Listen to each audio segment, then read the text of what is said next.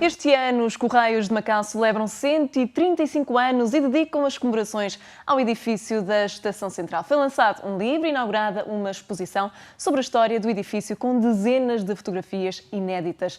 É uma viagem ao passado.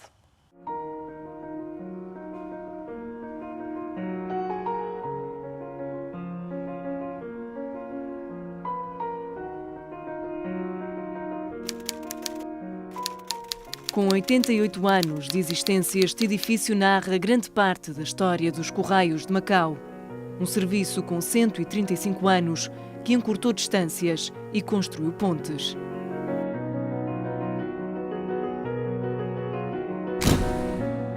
A história desta Casa dos Correios é agora contada em dezenas de fotografias reunidas num livro inédito.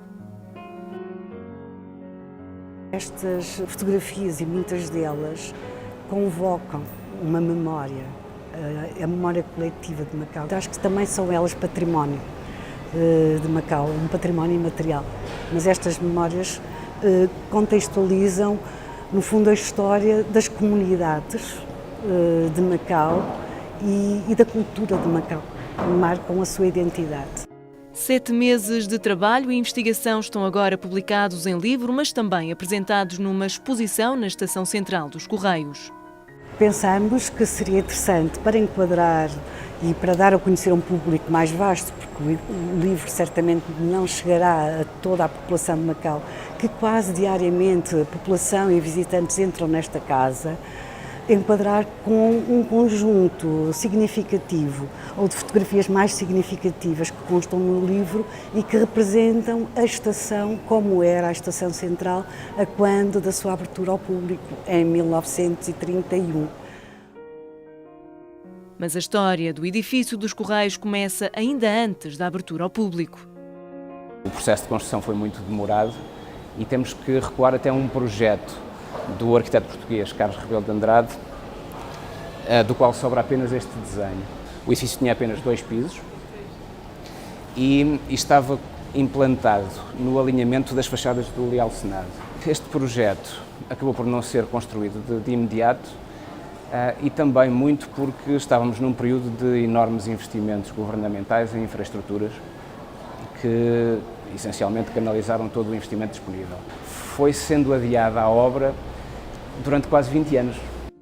Décadas depois dos primeiros projetos, os Correios alargam o campo de ação e passam a incluir serviços de rádio, de inspeção das indústrias elétricas e de operação das telecomunicações.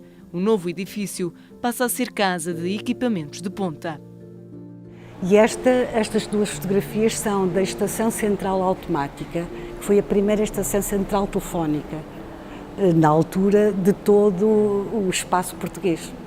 E foi muito importante. Veio para este edifício antes da sua abertura ao público e funcionava aqui dentro desde 1929. Ainda estava o edifício em acabamento.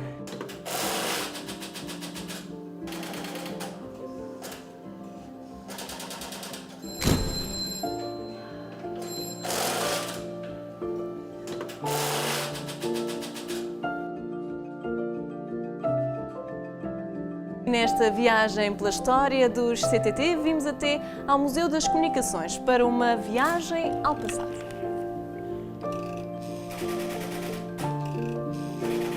Sons que as novas gerações já não reconhecem, mas que fazem parte da memória coletiva. Esta primeira central telefónica encontra-se hoje no Museu das Comunicações, ao lado de outras relíquias da história. As telefonistas, os telegrafistas, os guarda-linhas, não é? Para manter as comunicações. Depois temos ali as cabines telefónicas, que até aos anos 80, e quando cheguei a Macau ainda existiam estas cabines. Portanto, que os telefonistas faziam as chamadas e depois ligavam às cabines. Pedimos aqui aos telefones.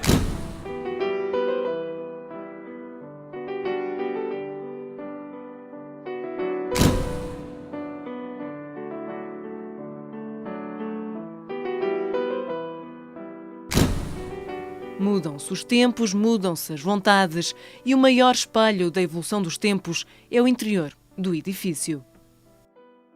Este edifício, nos seus quase 90 anos de história e de funcionalidade prática,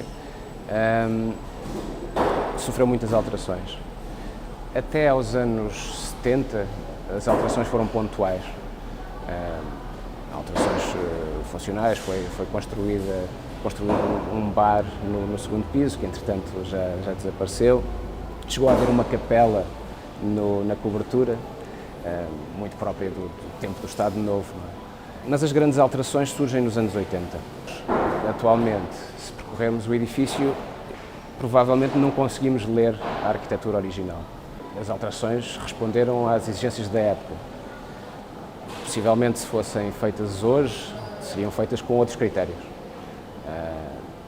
Eventualmente, poderia talvez pensar-se em inserir essas funcionalidades noutro edifício, preservando este com um caráter mais institucional, mais museológico, mas os tempos eram outros, já passaram cerca de 40 anos.